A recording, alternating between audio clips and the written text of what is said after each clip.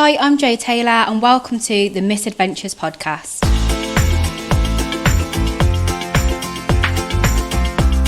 We're back, it's season 2 and we have got a corker of an episode starting us off.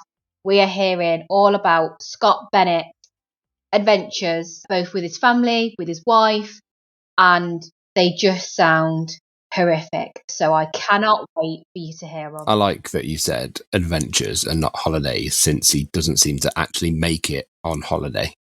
No, I don't think there's any holidaying about it. I don't think there is. It's not relaxing. Some people do choose to go on these types of trips. Loves to travel, does Scott?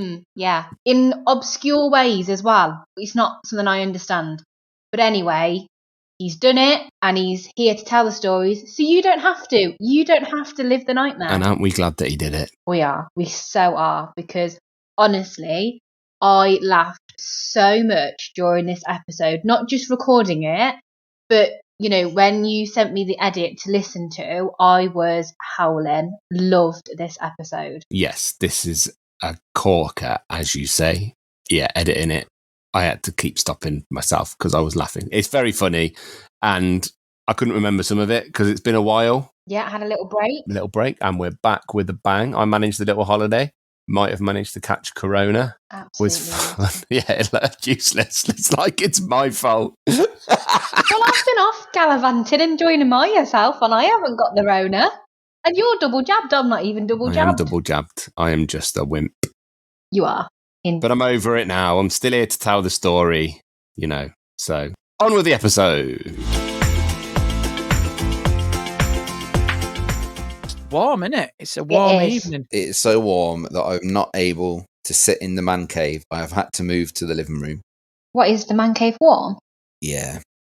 Oh, didn't think it'd be so warm. What is the man cave? Is it insulated? No, sort of. It's one of them rooms that, because it's kind of outside, when it's freezing outside, it's freezing in there. And when it's hot outside, it is ridiculous in there. So spring and autumn, that's basically... Yeah.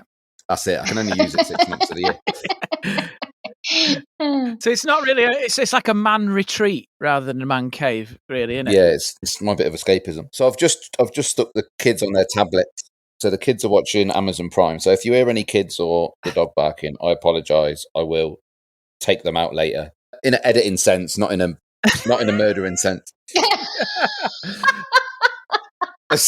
I mean, I'm in my shed. It's too hot, mate. You cannot imagine how hot it is. I'm basically having a sauna when I'm talking to you. It's so warm. I brought in like emergency watermelon water. Like I feel like I'm doing like one of them ultra marathons in the desert. Like my toenails will fall off or some mad shit. It's so warm, and just when you just generally feel something go down your back and realise it's your own sweat. Oh, that's nice. So oh god, Yeah. so that's an image for you, isn't it? That, but think of the weight you'll lose. Be half a stone lighter. You're going to come out like steamed and pruned up and just like tiny. I was going to come out like a sultana. Just a dehydrated raisin. It's coming here like a grape, go out like a sultana. It is, but yeah, and I didn't think today. I was such an idiot. I should have left it open. We'll see how long you survive. Whereabouts are you guys then? Are you both in the same location or are you dotted around? I forget where you said you were, Joanne. So I'm in Coventry. And I am in Leamington Spa. Oh, very nice. Oh, gosh, honestly, it's not that nice. If you've ever been to the bottom of the high street, it's hey, horrible. At least I didn't throw the Royal out today. I know. Normally he goes Royal Leamington Spa, and it's like, there's nothing royal about Leamington Spa. Yeah, well, do you know what? I've played the big venue in Leamington Spa. What's that big the theatre there? What's that one? That really nice. The Royal Spa Centre. That's the one. I did that in between the restrictions for Just the Tonic. It was quite good. And what a really weird thing was, they were filming some stuff. You know, like Sean Ryder did Stand Up to Cancer. Did you see that? You probably didn't. Yes. Oh, right. Well, he was there that day with Jason Manford because Jason Manford was headlining and he was actually his mentor. So I passed the venue and I had to do a double take because I was like, is that Sean Ryder in Leamington Spa? And he was there. He was outside arguing with a bouncer. But Nearly got into a fight before he'd even got in the venue. You So can there take you go. Sean Ryder out of Manchester, but you Yeah, can't that's take it. the Manchester out of Sean Ryder. I said to him as I walked past, I went, do you realise this is Royal Leamington Spa? Can't behave like this here. Yeah.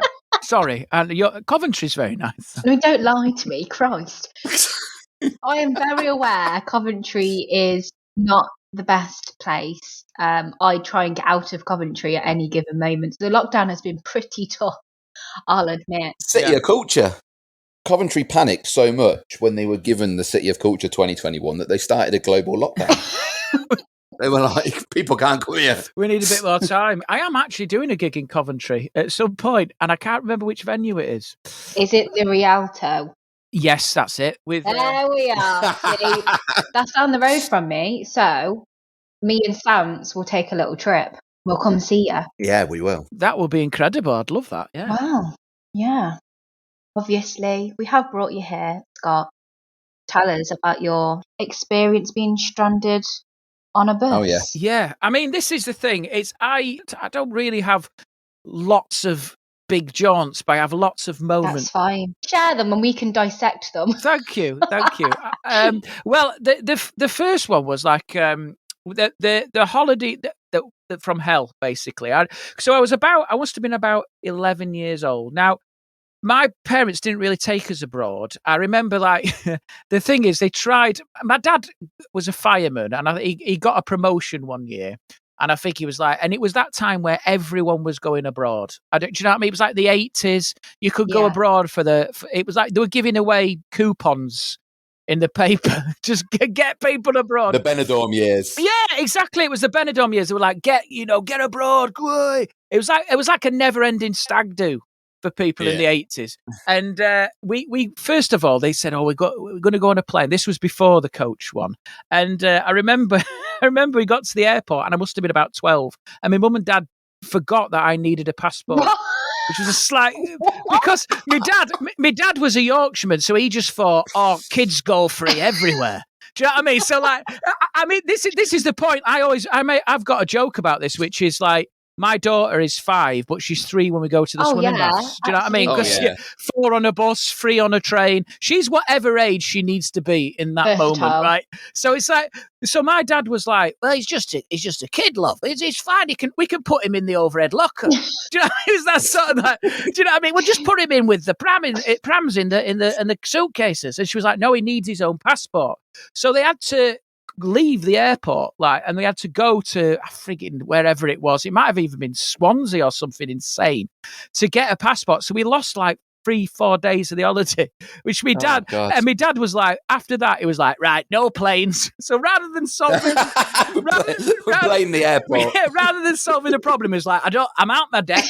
I don't understand it.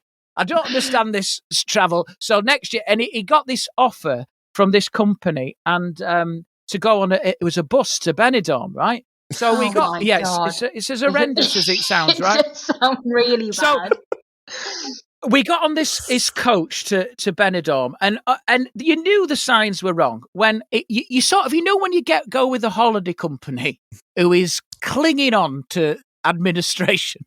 When you can smell that they're going to go into administration, it's all like, that's what it was. It was like literally everything was wrong. Do you know what I mean? The staff were angry. No, the coach looked like something out the 60s. And I was like, as soon as you walked on, you were like, they've got no money here. Even at the age of 12 years old, I was astute enough to know that the company was going to go bust. So anyway, we got on this coach, and I've never forgot this, right? So it was in the days where you could smoke, like people could smoke on coach. So upstairs was smoking. Downstairs was non-smoking. So we were all downstairs, and they couldn't sit us together. That was the other thing. So they'd cocked up the seat allocation. So there was me and my dad on this seat with these 2 random old dears, right, who wouldn't move. So that my mum had to sit down the bottom. And it was only chair they had was, you know, like when you're on a plane and the air hostess, like, or the crew get their own little chair. Yeah. So my mum was sat on her own chair, like facing into the aisle, and it was right near the toilet. So the toilet door would be flapping, and it wasn't fixed properly. It was sort of like the back was moving. So she was like basically in the crash position for most of the journey. And she would just shout down every now and then if she wanted a boiled sweet. I'd just roll one down the aisle for her. That's like the seat they make you sit on when you go on a school trip and you're thrown up. They're like, you get and sit on this seat. Yes. You come and sit here. She was on that seat down the bottom end, right? And then it just started to get escalate this. So we were on our way. I can't remember the route. We were going over the Pyrenees or something. And at the time, and I've Googled this, and the most annoying thing is I can't find any evidence that this even happened. But I swear, I've told my mum and dad, and I was like, were we sort of like, was it like that, you know that program Lost? When they all crash on that island and then they're all in like purgatory. Oh, yeah.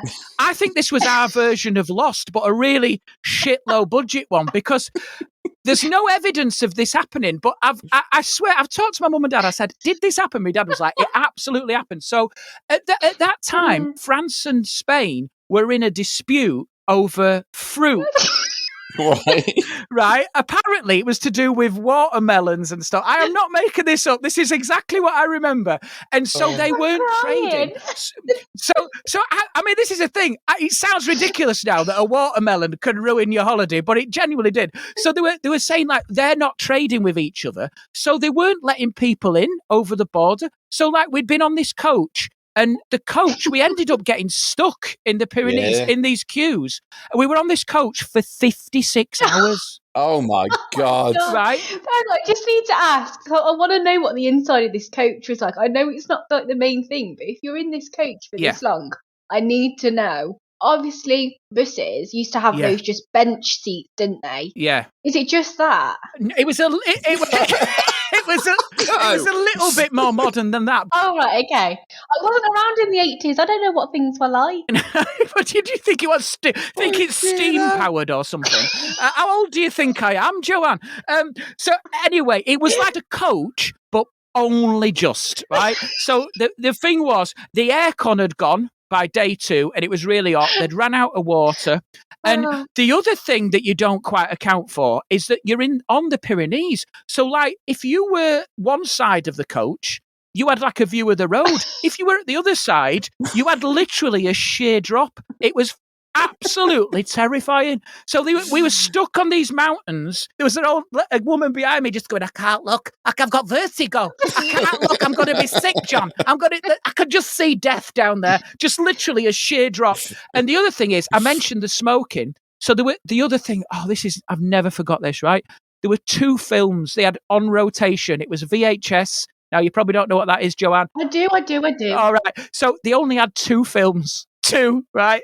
They had 56 hours. Oh my God. They had Mary Poppins, the original. Love that. That's my favourite. Yeah, I did love it until it's associated with one of the most traumatic experiences of my life. I'd be loving that. Until you watched it 28 times in 3 days. And the other one was 2001 Space Odyssey by Stanley Kubrick, right?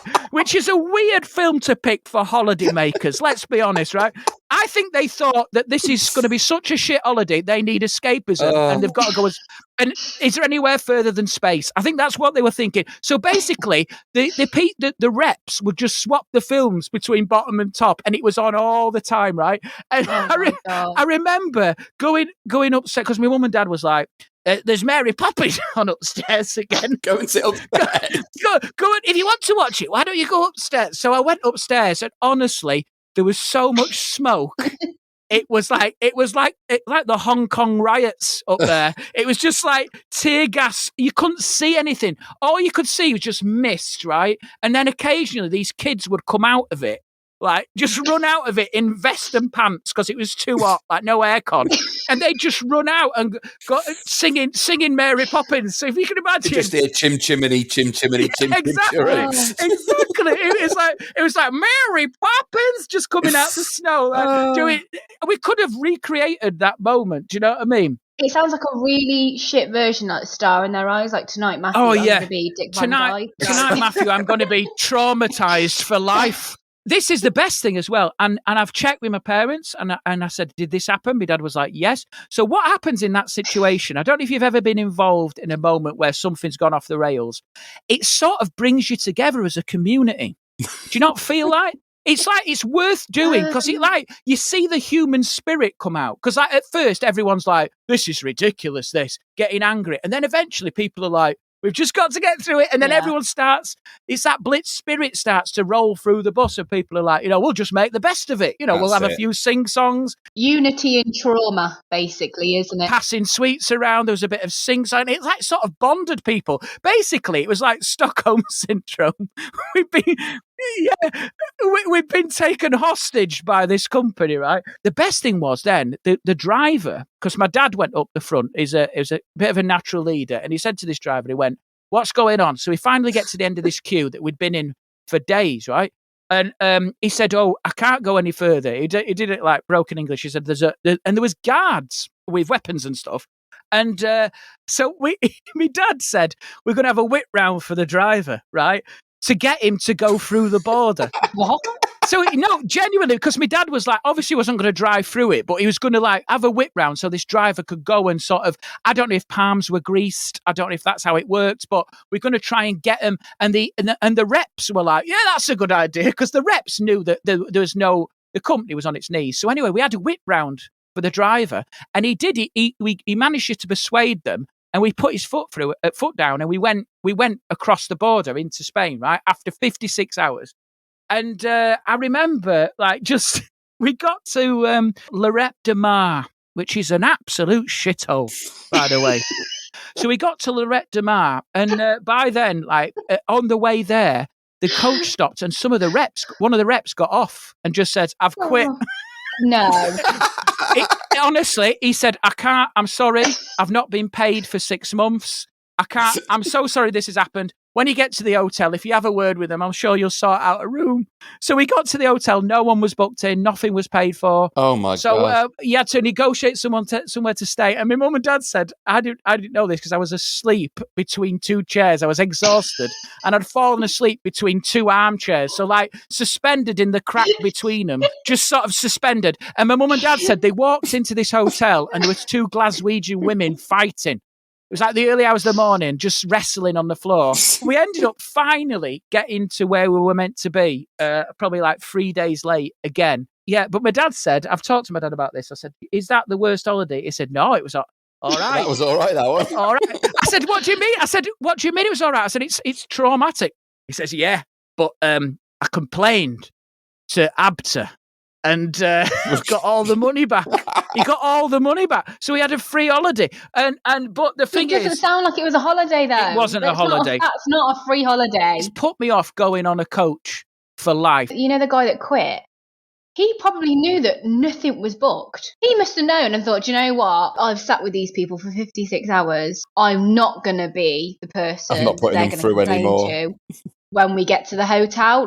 Sod that, I'm leaving. I know what's coming." I just like the idea of him just sat there watching Mary Poppins thinking, I'm going to quit. I can't take it anymore. Yeah, next Chimney Chim, I'm going. Yeah, and there seems to be a pattern there because we've had it, Gemma, my wife and I, we had it when we went to Kefalonia. We didn't have much money.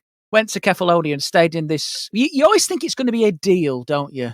And it never is. It's always shit. You always think it's going to be cheap. And we had the same thing where the company we'd booked with hadn't paid the hotel for months. So the hotel switched the water off. And so we would then contact the company to get them to pay him. So it was like using us as political prisoners. It was like that is insane. He was like living in North Korea for a bit. Oh, just and we were thought, it'll be like Captain Corelli's mandolin. There'll be lovely long walks on the sandy beaches in my linen clothes and sandals. And instead, no, we can't have a shower because we've switched the fucking water off again. Amazing.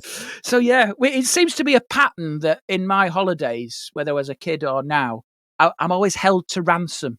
So in some way. God. But that's not the most insane holidays we've had. Basically, what happened was, I think my mum and dad then got frightened by abroad. We've tried the plane, we've tried a coach, we're staying home. This second time on the coach, though, had your parents sorted out a passport for you? Because obviously it doesn't matter how you get to another country.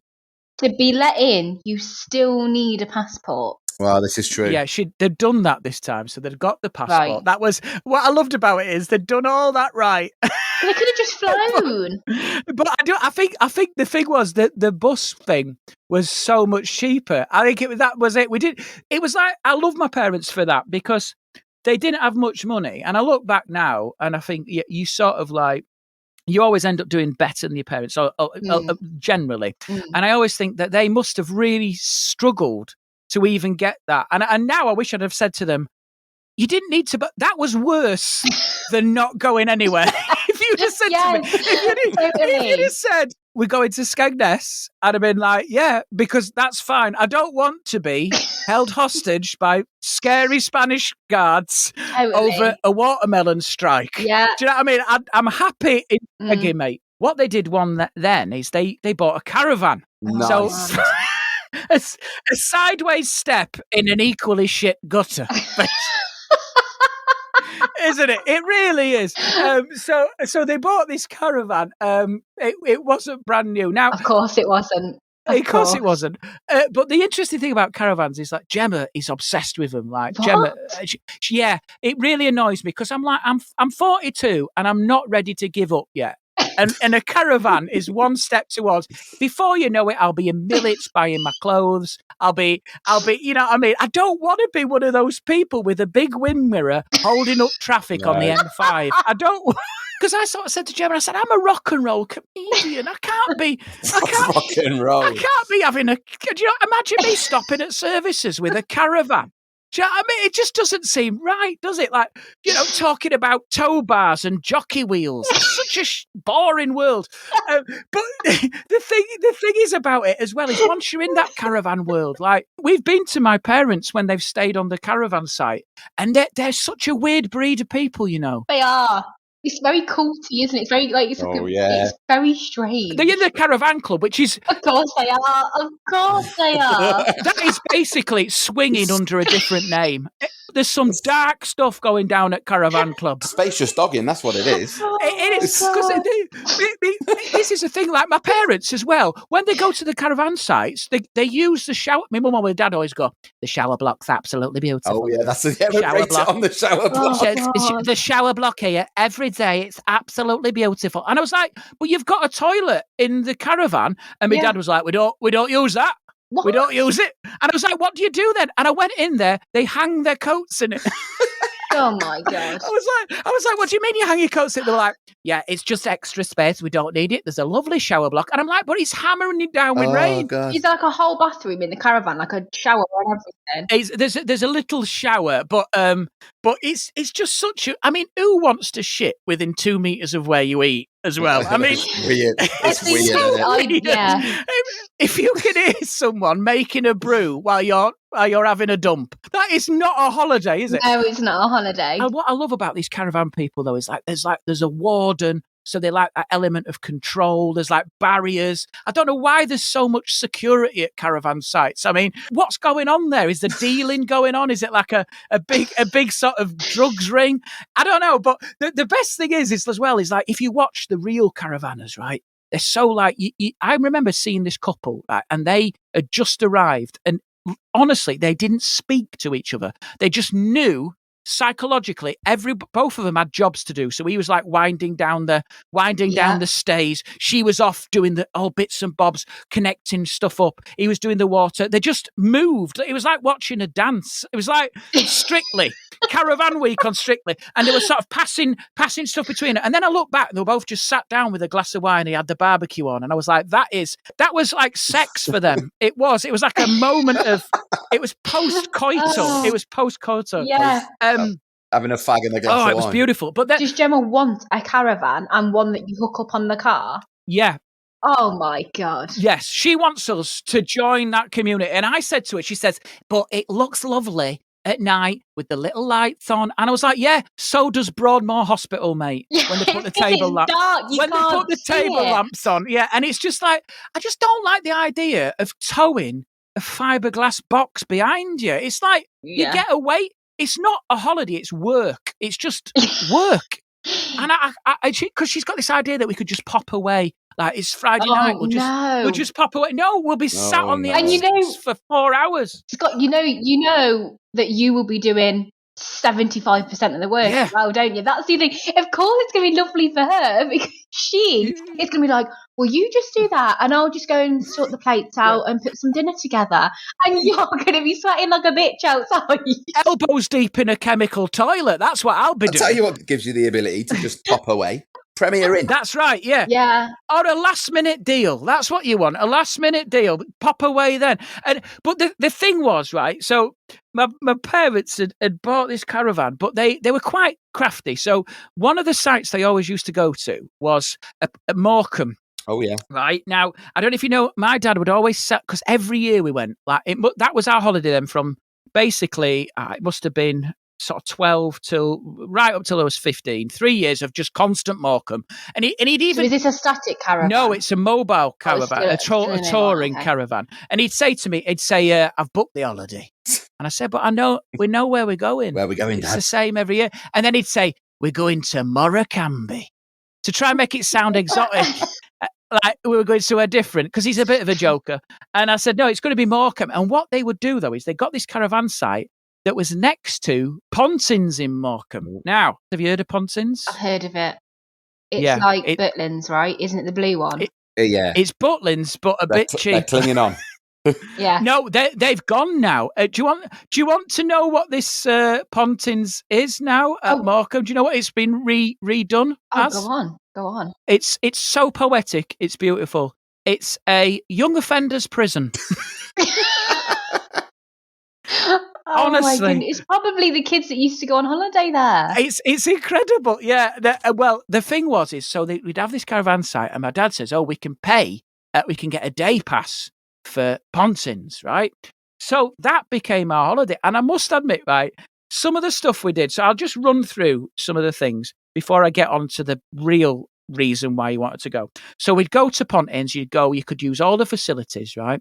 So we entered up, it was sort of like in that era of holiday camp. So they'd enter competitions. So like my brother was like a Tarzan. Oh, the Tarzan. That's my worst nightmare. Oh, my life. The Tarzan competition. Oh, it was absolutely, it was so in the, and then I did like a disco dancing thing, which it was so weird as well. It's sort of like in this big ballroom, and then they'd have like an adult show where they'd say, right, we're going to bring out an adult comedian. So if the parents would like to take the children to bed, you can do that now. None of them did. So I'm a similar age to you. They used to do they get the dads to dress up as the women. Yes, well, that's all the time. Which dad makes the prettiest mum? Yeah, that was all the preamble. It was like basically that sort of experience for 2 weeks, and then Bernard Manning comes out. Well, yeah, a guy comes out and has to do explicit material to 4-year-olds on skidding across the dance floor on the knees. And I've done tough gigs, but that is ridiculous. Here's the most sinister thing looking back. Okay, so this is from, and if you check out photographs of Pontins now, the people who were staying there were staying in chalets, right? So they were staying on the site. Now, there was a board up which had flashing buttons for each chalet number, right? In the main room. Do you know what that is for? You'll never believe it, right?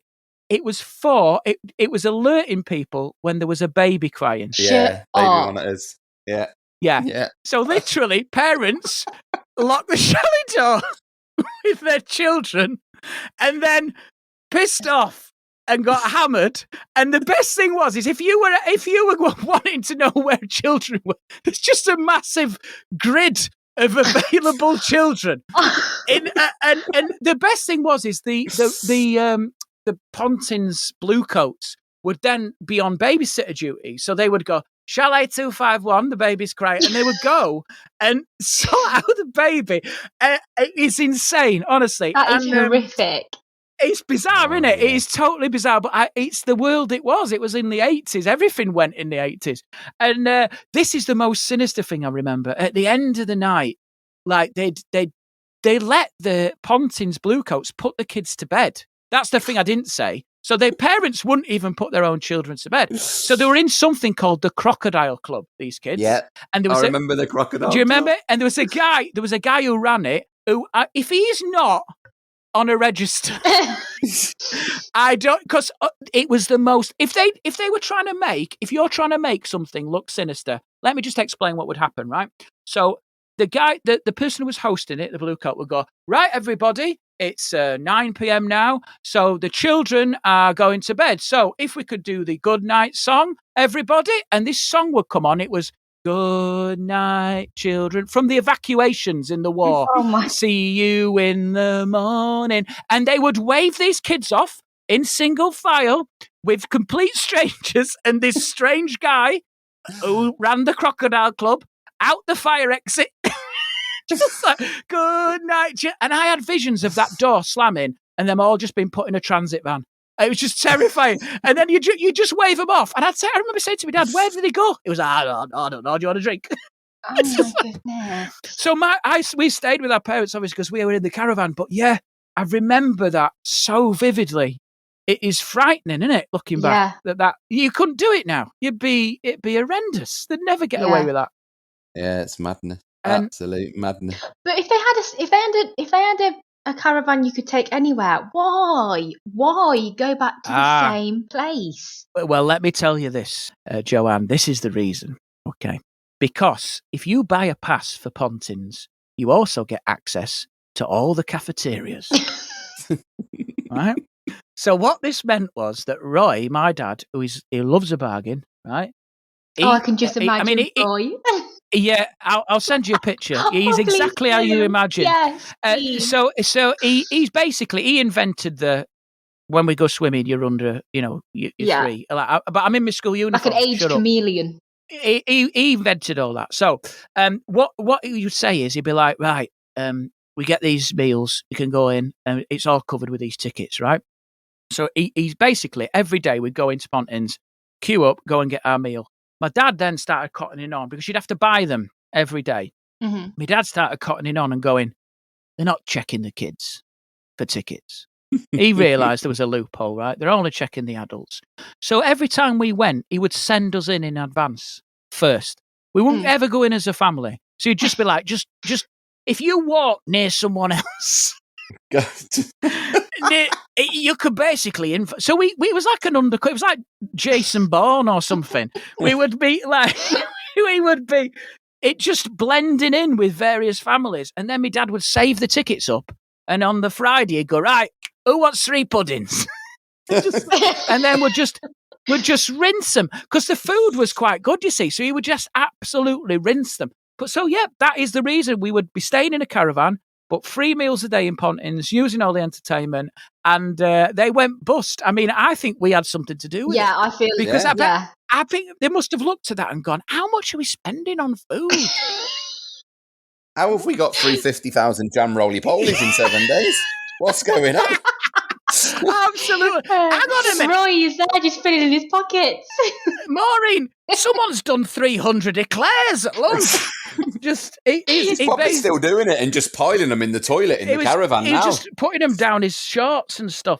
And I also remember it was the age, like when I got to like 15, I was allowed to drink, because you are when you're from the north. It's on your chest. And my dad would keep these little, you remember the little bottles Beer Alsace from Asda? The little stubby beers. Brassier beers. Yeah, and he'd put them all in like the front of the caravan bit where the gas bottle was, so it was always accessible, and he'd just fill them. So every day I'd be able to just go and get one and then set off on my bike with one. So irresponsible. But then I was like, I look back, there were only 2%. It was like, you'd have to drink like 300. Do you know what I mean? All they did was make you, it just made me hydrated. Do you know what I mean? Get him a beer des Alsace and off you go. So yeah, that was the from the bus to the Pontins. But the other one was the last coach trip we did. I love how my mum and dad waited a while and then thought we'll try again. It was when God. I was with Gemma, and we didn't have kids at the time. Oh, see, this was grown up. Grown up. So these are the holidays as an adult now we're into. And my mum and dad have said, we'll take you to Edinburgh. Now, this was before I'd even done comedy. And so I was thinking, this will be amazing. We'll go to the Fringe and we'll see the sights and and all this stuff. And then it transpires my dad had got a deal. Of course. Those fatal words, I found it in the paper. I've got a deal. You and Gemma, it'll be brilliant. It's all about the culture. This is perfect for you. It wasn't less than £9.50, was it? It was. It was. Did you have to pretend to be 14 like Rodney Trotter? No, the other way. Other way, mate. You're over 50s. 80s this time. Because we queued. Saga holidays. It was like a saga thing. So we went up to my mum and dad's in Pontefract where they live, and he says, right, we've got to meet the coach. And I swear it was the same coach from Benidorm. It was, and do you know what the best thing was? It was just pensioners coming out, all pensioners. And I looked at Gemma and I was like, this is ridiculous. What has he done? And the best thing was, as I got on that coach, right, this woman went, we've got a youngster. I was 29. I was 29 years old. Did she give you a pound? I was like, would you like a mint, little boy? Would you like you could sit near the window if you like, just being mollycoddled by all these nanas, right? And these old single ones at the back rubbing their hands. Do you know what was? Here we go. Oh God! Do you know what was the most funny thing about it? This is the thing that was so funny. We did like loads of pickups for old dears. It took forever. And then every 45 minutes, the guy would stop because they've got no bladder control. So it'd be like, literally, we would be sat there, and he'd be like, "We're just going to stop at Scotch Corner, everyone. We're going to stop at Scotch Corner so you can get yourself a bit of a light meal and empty your bladders." We've been on the coach for about 18 minutes. And I was like, you're taking the piss here, mate. I'm sorry. We get back on the coach because then when you release the nanas... they ain't coming back, are they? They ain't coming back, mate. So I think we lost a few there. Because he was like, they're not coming back. They're not. Do you know where they'll be? They'll be in them gambling. They'll be gambling on the fruit machines. They're a bloody nightmare, this lot. He was really angry, this guy on the coach. He was like, you always do this. You lose them all. You need to tag them. They all need to be tagged, these bastards. He was getting really annoyed. I'm not waiting anymore. The coach driver was angry. He was an angry coach driver. Because his life's not going great when you're taking old days on holiday, is it? No. So he basically then, right, we get back on the coach, and I said to Gemma, we're not going to get here in the same day. This is absolutely balmy. Because where my mum and dad live, it's 3 and a bit hours to Edinburgh. Anyway, so we set off from Scotch Corner, and he goes, I fell asleep. I was woken with the sound of, we're going to be stopping. We're going to be stopping for a comfort break. And I looked out the window and I was like, we're not even in Northumberland. We're not even past Newcastle. Like, we're not even in Scotland yet. Oh my God. And it went on and on and on, right? And the best thing was as well, because he was like, the driver said to me, I said, is there no toilet? And he was like, I can't let him use the toilet. I'm not letting him use if one of them falls on that toilet, I've got a bloody nightmare on my hands, right? So anyway, they did it again. The nanas went this time, because we were almost in Scotland, they were buying souvenirs, mate, on the way out. Oh my God. So they were buying like Scott shortbread. They were buying like tea towels. They were buying tartan stuff for the dogs. And I was like, this is ridiculous. Like, and also when he stopped, he was like, we're going to have an hour. Just fucking ridiculous. It was like a really shit cruise. It was a really bad cruise. So anyway, then I find out, this isn't the funny bit. Then I find out, right? Guess where we're going? We're not going to Edinburgh, are we? No. My dad has booked us a hotel in Stirling. Oh.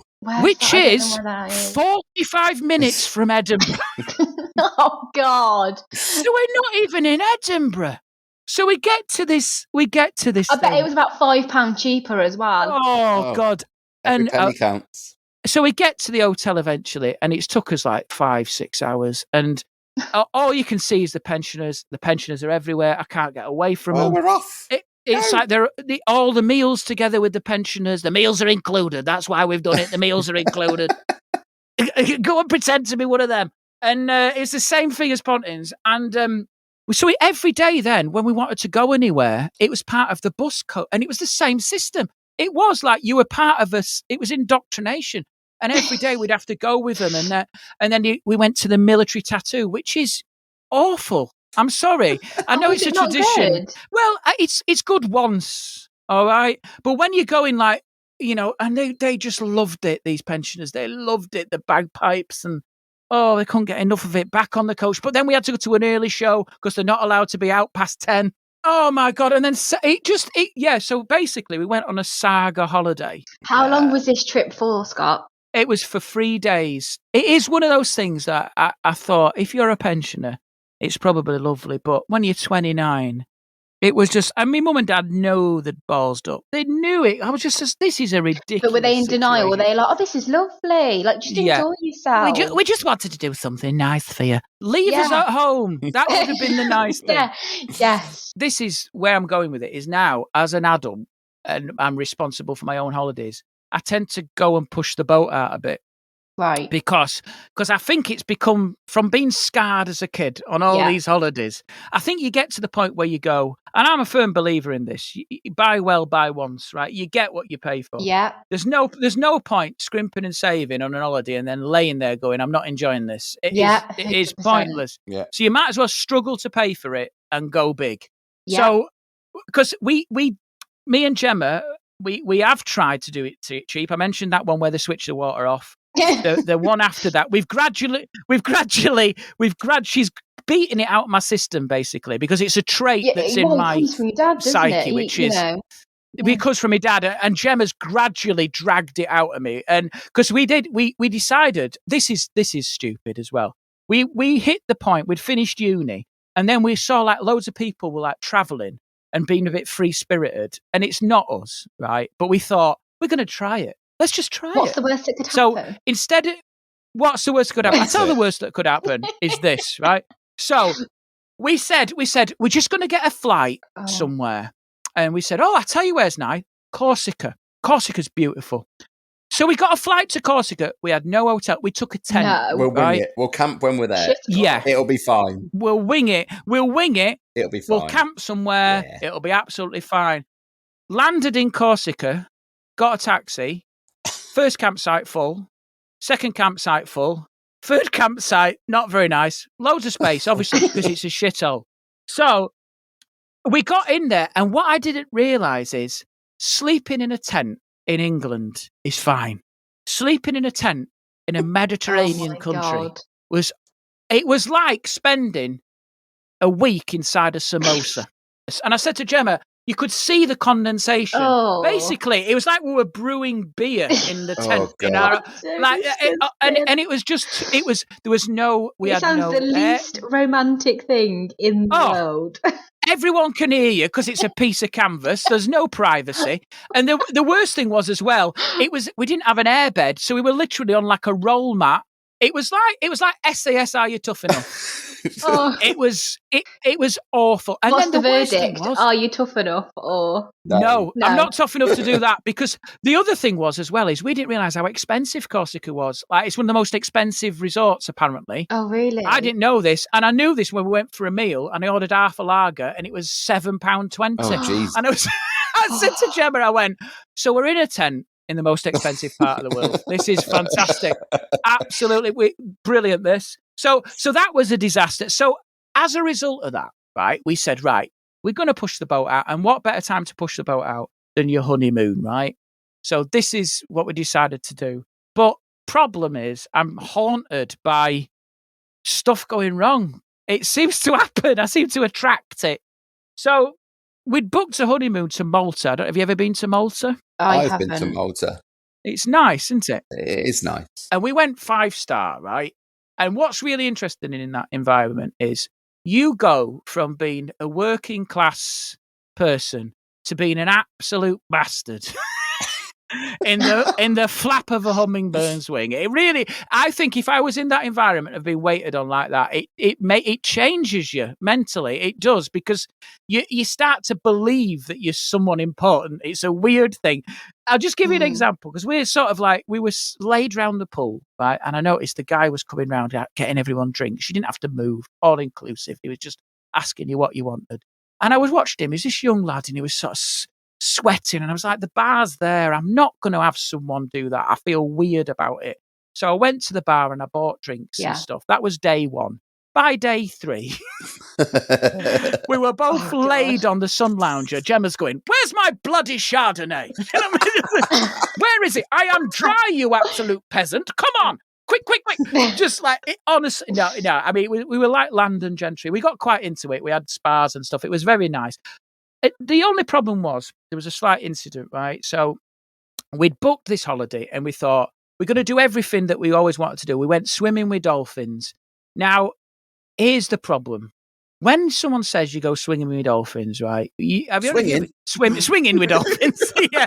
I mean, that's a completely different thing. That's what they do at Pontins. That's what they do at Pontins. What's that? What's that, Flipper? Don't go anywhere near its blowhole. Do you know what I mean? Oh, God. So what do you imagine when you say swimming with dolphins? What do you imagine if I said that to you? What would your experience be like? Where would you think it would be? Like, probably in some like massive pool somewhere, in like a freshwater or something like that, and it's clean. And that's what I anticipated. What we actually got was having a bath with a dolphin in a shit SeaWorld is what we went. So we literally got there, and you knew it was dodgy because he was like, everyone was in wetsuits, and I was like, this is not, they're meant to have healing qualities, these dolphins. I mean, I don't know who they swim with when they're depressed, but these dolphins were depressed. I swear one of them whispered, "Get me out of here." It was like Blackfish. You know that film Blackfish? That dog. Yes, I just wanted that. to break. Yeah, with awful. I just felt sad. Free and I said Willy. to Gemma, I said, "This is yeah." Well, not until the wedding night, but I sort of said to Gemma, I said, "This is sad." So anyway, to do the swimming with dolphins, they made you take all your jewellery off so you don't scratch their soft skin, right? I don't know if you've ever rubbed a dolphin. It's like rubbing an aubergine. It's that sort of texture, rubbery. You know what I mean? It's basically the same as rubbing an aubergine. Okay. So that's just to give you a sort of sensual, sort of tactile reference point. Yeah. So I took the wedding ring off. Now, I wasn't used to wearing a wedding ring. I never wore rings before. So I took my wedding ring off. We went swimming with dolphins, got showered, came back, went to dinner that night. Gemma said to me, "You've got your ring on the wrong finger." And I said, "Oh." Right. I said, "Really?" She went, "Yeah, you've put it on your middle finger, you prick." Right. So I said, "Oh," she was like, "I can't believe we just got married and that is the one detail that you've already ruined." And I said, "All right." I said, "It'll be okay." I said, "I'll just, I tried to get it off there and then." I said, "Oh, it's just our hands are a bit swollen with the heat." I said, "It'll be fine. I'll go back to the room, soak it in a bit of water." And, we had Vaseline. I'm not going to go into that. But, and I said, "This will be fine." So I went back to the room and, of course, it's not budging, is it? It's stuck. Oh, no. And I couldn't move it. Couldn't even move it. And Gemma was like, "Look," she was very calm. She says, "It's fine. We will just put it in some water, put some ice, get some ice. We got some ice. So just leave it elevated and it'll be absolutely fine."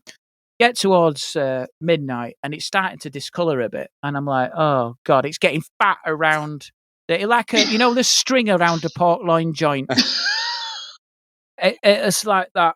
And I sort of said to Gemma, I said, "This is getting worse." And it was affecting me so much. It was like one of those gladiator foam hands. It was getting massive, right? Oh. And I went to sleep. And sometimes when you have a dream, when you're in a moment of trauma, that the problem's solved. I don't know if you've ever had that. Yeah. So I sort of had a dream that the ring had come off, right? And it was like so, and I woke up in the middle of the night. Must have been 3 a.m. It's still there, and it's throbbing, and it's really painful.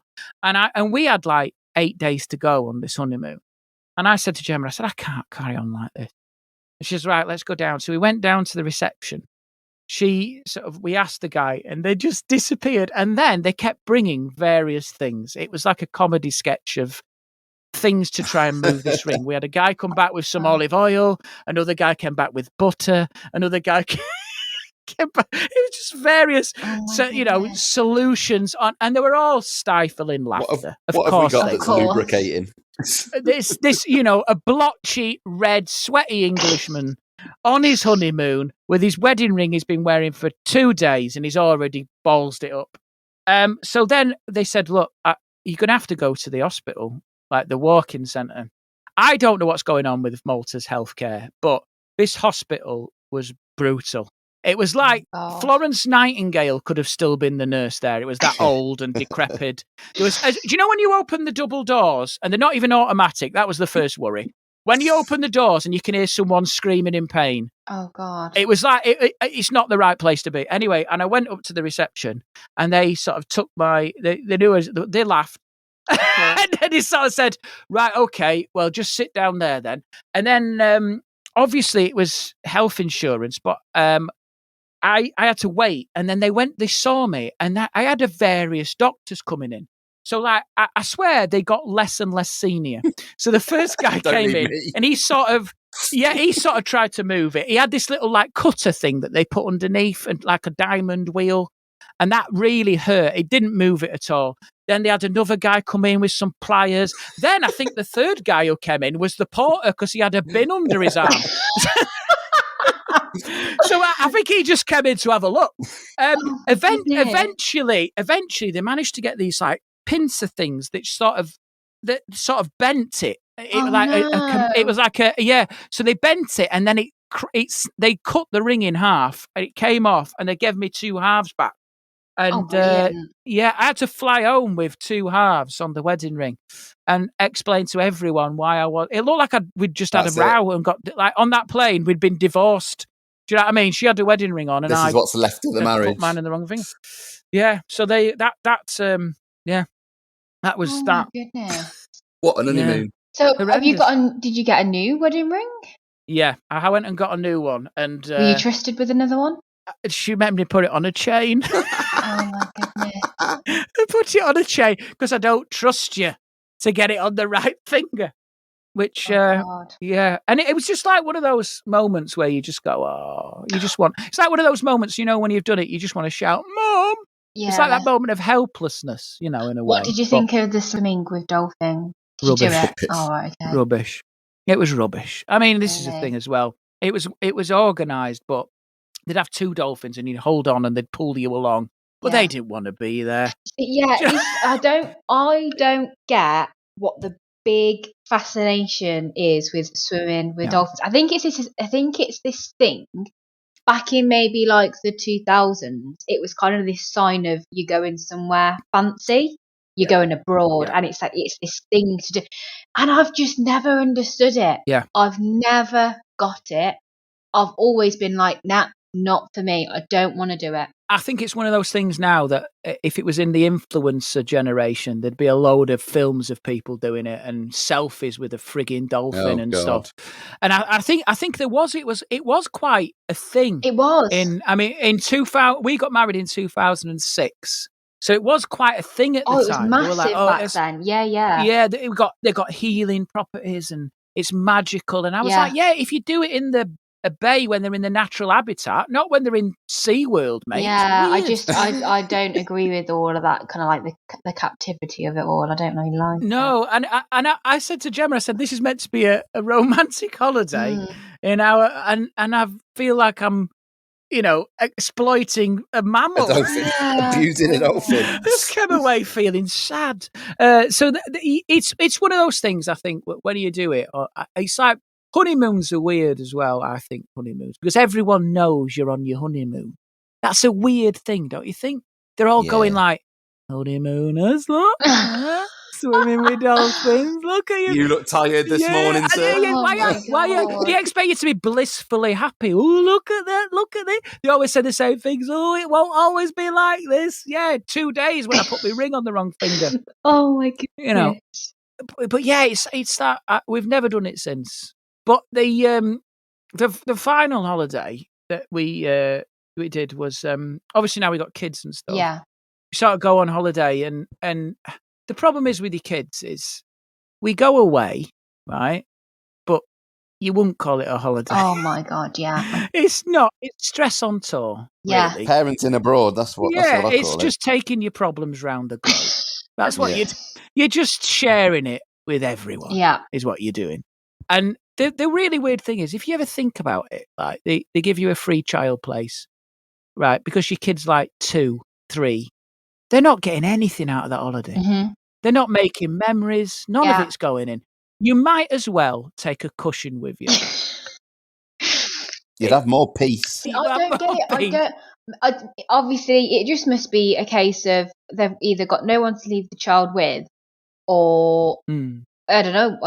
I don't get it when parents take away their children that are younger than maybe 4. I think that's absolutely right. I mean, a baby on an aeroplane is like... As adults, you surely aren't getting the holiday that you want and need. Yeah, and that kid is like, all you're doing is ruining my routine. That kid is not enjoying themselves. They enjoy themselves sat in a sandpit at home. That kid is basically the dolphin. Yeah.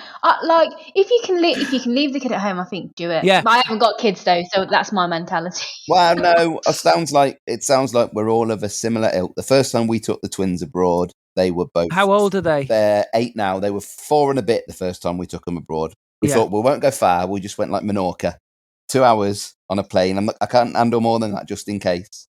But they were old enough to be excited about it. How was it? Because I had we took Sophia when she was 1, and we had the eldest one who was 6. And I must admit that plane, it was stressful because we had to keep giving it. Kids love a job. That's what you got to do. Yeah. So no, she was 2. She wasn't 1. So she was toddling around, which meant walking up and down that frigging aeroplane, up and down and up and down. And basically, they like a job. So we just got her to sort out the menus in the seat pocket for 2 hours. And I don't know if you've ever seen how filthy those seat pockets are. Oh, yeah. It's just like, I don't know what she was rummaging around in, but it was grim. But she would get all that out on the floor. It was chaos. And one thing I forgot to say is I'm at the age where I remember you could go and sit in the cockpit, sit with the pilot. Oh, yes. That is a game changer, right? Because when you were a kid, I remember on that flight, there'd be a queue of kids and they'd knock on the door and go, this is little Johnny here. Can he come and sit next to you? Yeah, you can come and sit next to me. Within arm's reach of controls that can kill 200 people. It's absolute insanity. But they would let you in a cockpit. And I remember just going in the cockpit, having a picture with the pilot. Some of them would let you sit in the co-pilot's seat. That's insane. And looking out the window, 32,000 feet in the air. Can I touch any of these? No, don't touch them, son. You'll kill us all. It's absolute. Meanwhile, my dad's in the background going, can I have a look with a glass of wine, shit-faced? Let me have a look in here. You can't. That is a bizarre time. When you actually now it sounds insane. But as a kid, you would literally sit in the cockpit. You could sit. So we can't. That's not an option for our kids. So they have to do that. And then the thing is as well is it's not just getting to the airport, right? It's like, because I don't know what's happening with our kids. Sort of my eldest daughter, the travel sickness thing. It's just like it's incredible how her stomach works because she feels nauseous and it's always connected to stretches of the motorway with no hard shoulder and no access to services. That's when it kicks in. And I'm going to tell you now, there's nothing more terrifying than when your kid says, I feel sick, and gives you no more information. Yeah. Because you can't do fuck all with that. You literally, because when she says, I feel sick, I'm like, are you going to be sick? Is it happening now? Can I keep driving? And there's nothing more terrifying than a child covering their mouth and running at someone. Do you know what I mean? I said to Gemma, I said, if you ever want to get to the front of a queue, just send one of the kids going, if they part like Moses. Oh my God. It's absolutely brilliant. So the thing is, we were going, I'll tell you where we were going. We went to Disneyland Paris, right? And I talk about this on stage, this whole experience of going on holiday with a family. I've spoken about it so many times because I think it is unlike anything else because you're all in one room.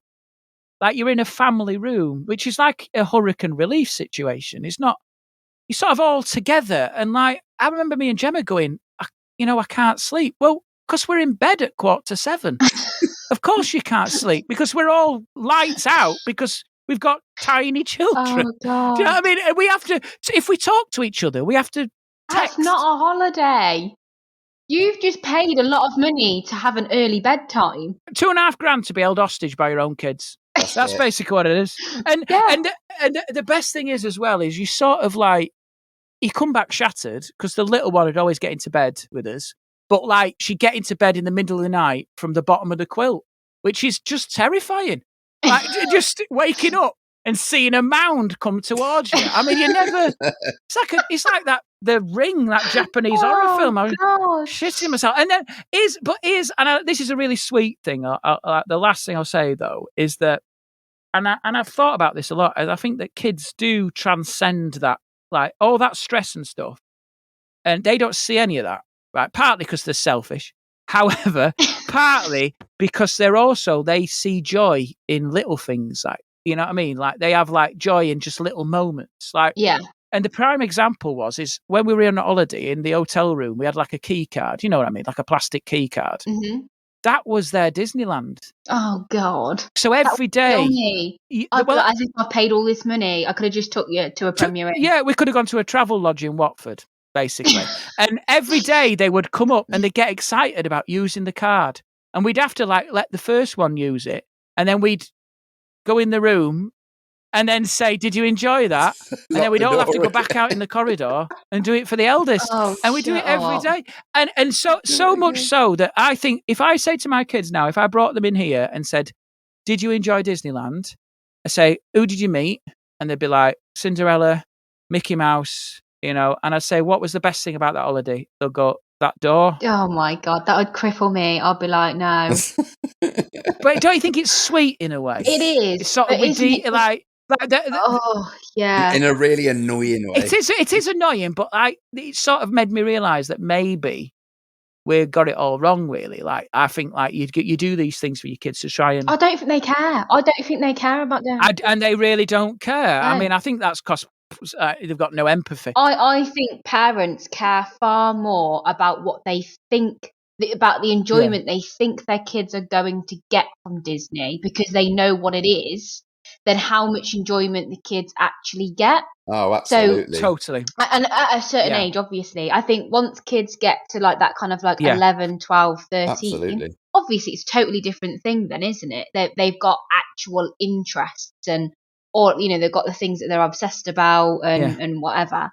But yeah, up until that age, I just think there's so much more simpler ways that you're able to entertain children. It's like you said before, Joe, you see people like walking around Euro Disney and Disneyland with like 1-year-olds. It's like, you are not here for that kid. That kid hasn't got a clue what's going on.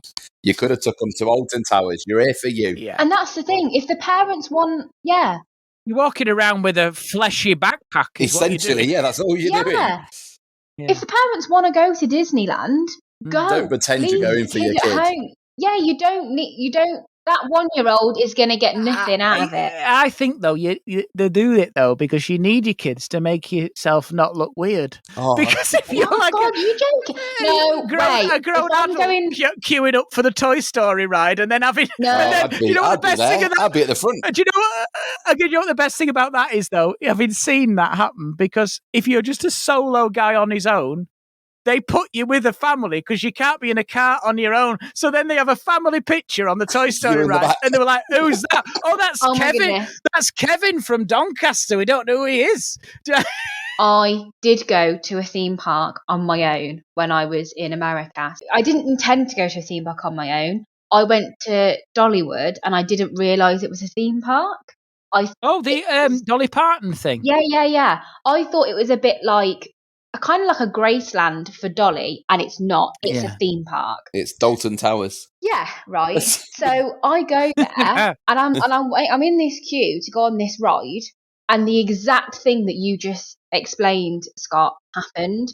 There was this dad with 2 kids that must have been around like 7 and 10, and he was like, "Shit, what am I going to do? I've got 2 kids. I can only go in a cart with one of them." Yeah. So you have to choose your favourite kid. So I'm there on my own, and he's looking at me, trying to strike up a conversation with me. You Do you wanna be a mum? You look trustworthy. Yeah, and Do you wanna be a and he mum? was like, "Oh, you here on your own?" And Do you want a kind kid? of hoping I am to be able to look after one of his children. Also, kind of thinking it's really weird that she is, so I'm gonna have to hear her out as to why. And then I started speaking, and he hears the English accent, and I Thought you were Mary Poppins. Yeah, thought it was Mary Poppins. I explained what I'm doing, and he was like, "Oh, great." And he was like, "Oh God, I don't know what I'm going to do on this ride. I've got 2 kids. Sit next to one of Wink, them." nudge, wink. Really laying the guilt on. Poor Charmaine, like, she can't go kind on. of like, you know how like they've got the big like kind of concrete bollard things that kind of like like shuffle you into whatever carriage you're going to be going into. Yeah. He kind of like pushes his daughter into the one that I'm in behind me. Amazing. And he stands next to it with his son. And I'm like, well, I'm on my own. So, like, if you want to get on the next ride with me and your daughter's all right sitting next to me, then that's okay. And he was like, "Oh, would you mind?" He was like, "That'd be lovely." She's like, she'd love that. And I turned around and looked at this kid. I'm like, "You're right." And she's like, "Oh yeah." And then she was all right. She like started chatting to me and and everything. Obviously, she was just like amazed at like the accent. I think she's ever met like an English person in real life before. She was fine. I'd have loved it if you'd have turned around and just ran and left you with her. So She's allergic to eggs as he ran away. When we were in Disneyland, I didn't know this, but like Olivia was, God, how old was she at the time? Must have been 7. And we went on the Space Mountain ride, but it was like the Star Wars version.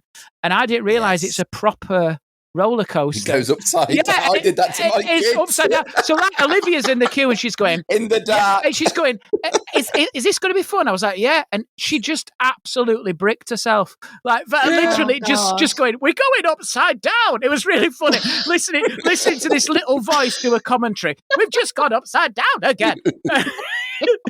I'm frightened, Daddy. I'm frightened. Just I can't believe you've done this to me. I did exactly the same. But I was like, if I don't get her on here, I'm not going to get on this. So she was like, "Is it quite tame?" I was like, "Yeah, it's basically like the Toy Story ride, but a bit faster. Just up a vertical drop." Daddy, I'm frightened. Would you not have gone on it on your own then? Gemma had taken Sophia on a little ride. So I was stuck with Olivia, and I was like, "Well, I'm going on here because I've stuck with my own DNA." And I started, "What, we're going on it?" Like, and she was like, and I had to try and sell it to her. But it just made me laugh that one day I'm going to try and do that on the Oblivion or something. Just it's very, very timid, this stuff. The problem with Disneyland is I find like a lot of these experiences is I get the last little remnant of my dad is in my brain, and it's got to get your money's worth. Yeah. You got to get you. So like whenever I'm at Disneyland, all I'm thinking is, "Oh God, this is costing me. Oh God, we've not been on everything. Oh God." And it's like literally all you think about all day is like, "Oh God." That's how I'm walking around like with that monologue in my head. Like, I've got to try and get on everything. So like in that morning when you had the fast pass thing, we just used to sprint round and just book all these rides at these time slots. And the other one we went on was the Tower of Terror with Olivia, which is that one. The elevator. Yeah, the elevator, and I nearly killed her on that because she was shitting herself on that one as well. So I think, but she was very brave. I was like, "No, it's okay, Daddy. Daddy will pay for the counselling. Let's just go on this." I think it was a great experience, but even I think family holidays, and this comes back to why Gemma wants the caravan. She wants that sort of like, "Oh, we've got our own space, we've got our own time, the kids can go off playing." But I was like, but the flip side of that is it's a shitload of work, innit? Yeah. And that's the problem. Is that the price you got to pay? You're pretty much doomed either way as a parent, because you have a family holiday which is sort of stressful regardless, or you have a family holiday where there's probably less stress in certain areas. So it's a bit of a nightmare, really. Yeah, absolutely. Yeah. I don't think there's a solution, But yeah, certainly the solution isn't stick them on a bus to Benidorm. For 56 hours. But yeah, that's pretty much it, really. We've got away with it, but there's always been something. It's not been like I've not been kidnapped by Somali pirates yet. I had dysentery. Yet. But there's always been a small thing that's gone wrong. For most people, something on a holiday is going to not go exactly as they anticipate. It's just whether it's enough for it to, have an effect on the whole holiday or That's not. it. It's what you make of it, isn't it? Yeah, 100%. I think it's just if something goes relentlessly wrong, like you're stuck on a coach for 56 hours, you start to then question. Oh yeah, if it's ever going to come right. Yeah. So, oh my goodness me. Well, we've wanged on, haven't we? We have, but I have one last question for you, Scott. So, obviously now that we know that you're not going to be holding back with your future holidays, where's the next place on your list? So obviously, where are you going? Well, here's the thing, right? I'm in a loggerheads now because my wife Gemma wants this caravan, doesn't she? So the money is either going to be caravan and I'm trying to, every. I find her internet history now. Honestly, it is just caravans, and I would rather her be having an affair. I would rather her internet history be full of like hookups and Tinder dates than looking at Caravan Monthly coming through the door. And oh God, I didn't tell you this. She joined the Caravan Club. Did Gemma? What? She hasn't got a caravan. Hasn't got a caravan. How does she qualify? She joined thinking by the time we'd get there, we would have a caravan. She had to then write to them and say, I've joined the Caravan Club. I've not got one. I haven't got a caravan. I was like, that is the basics of being in the Caravan Club. So I'm at a real loggerheads at the moment because Gemma wants to go down the caravan route. I don't want to do it at the moment. I'm fighting it. I sort of, some days I want to do it. Some days I think, it would be better than going abroad. It's the kids are still young enough to enjoy it because there's that thing of like Olivia's now. Oh, but they're going to grow out of that so quickly. But I think we've only got 2 years of Olivia wanting to do anything with us willingly. I mean, when she's 13, we're going to have to drag her in a headlock through customs, But I still think that we've still got, like, the kids have never been to Crete or Cyprus or Turkey or anywhere like that, and those can be quite great places to take your kids. So I think there's I sort of want to take them on a foreign holiday. I just want one foreign holiday that sort of goes without a hiccup. Yeah. Do you know what I mean? And I think we're coming into the golden era where they can occupy themselves. Literally, you just give them a tablet on a plane and they'll be occupied. Not a tablet as in a. I just realised how that sounded. You give them a Rehypnol and then you wake them up when you're going through security. No, because the thing is as well is it always makes me laugh when you're on a plane. And this happened when we were with Sophia when she was 2, and the air hostess asked her to take her headphones off during the safety briefing. Oh yeah. And I was like, listen, if we're relying on her in an emergency situation, we're in the shit, aren't we? Because what's she going to do? She's 2, mate. She's going to build a life raft out of Play-Doh. Do you know what I mean? She's going to be no use. So I think we're in the golden era. I think there's 2 things going on to answer your question. We're in the golden era where our kids will be perfect for flying and going abroad, and I think it will go out a hiccup and it will be very nice and relaxing. However, I think I've got to convince Gemma about the caravan thing. Yeah. So it's a very difficult one. I can't tell you. I could be going to Cyprus or I could be going to Cirencester. Back to Morecambe. Oh, Morecambe. Yes, it sounds like I'm going to see you on the motorway in a few months' time. Yeah, see you on the M69. Yeah, I'll overtake you and I'll take me home. Yeah, and I'll be in the back where Olivia's holding her mouth because she's going to chuck up. Oh, well, thank you so much, Scott. I have had such a laugh on this. It's been good. It's been fun, hasn't it? Sat here absolutely crying all night. Yeah, it's been so funny. Thank you so much for joining us and telling us your stories. Great. Reliving some of those nightmares. Yeah, I feel it's cathartic in a way. I feel like I've purged the soul. Yeah, your kids will be doing it in 30 years. Yeah, we're going, when he got that caravan and he dangled Cyprus and Crete in our faces, and here we are in Cornwall again.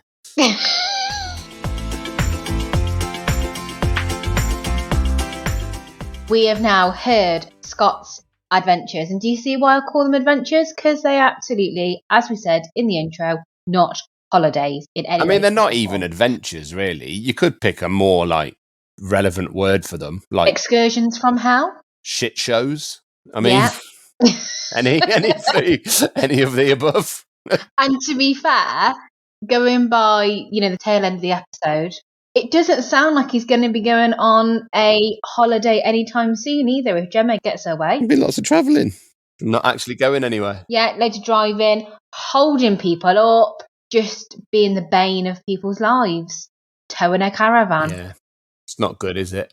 No, it's not. Absolutely not good. But Gemma's a keen bean, member of the Caravan Club before she even had a caravan. The ball's on the woman. Yeah, absolutely. Yeah, she's determined, isn't she? They'll probably chuck her out if they ever hear this. Can you imagine? How dare you join us without a caravan? Yeah. Surely they have to, I don't know, they want to know your license plate number. A picture of you stood next to it holding today's newspaper. Yeah, like a verified caravan owner. You've got to be sat in the driver's seat holding today's copy of the Daily Mail to own a caravan. Yeah. But it's good to be back, eh? It is. Oh my God, honestly. 6 weeks, had a lovely break. We've done our own thing, haven't we? A bit of time away from each other. Probably needed. Much needed. But I am so glad to be back. We have got some very exciting guests coming up. And me. Oh yeah, and you too, obviously. Woo! If you enjoyed the episode, go find us on Instagram, share, comment on our post. Help us beat the Instagram algorithm because it's a bit of a bitch. Bloody algorithms. Indeed. Right. Same time next week. Always. Find us on Instagram, Misadventures in Travel. Follow us, like our posts, support us, and if you've got any stories, any misadventures of your own, DM us, let us know, and we could share them on the podcast.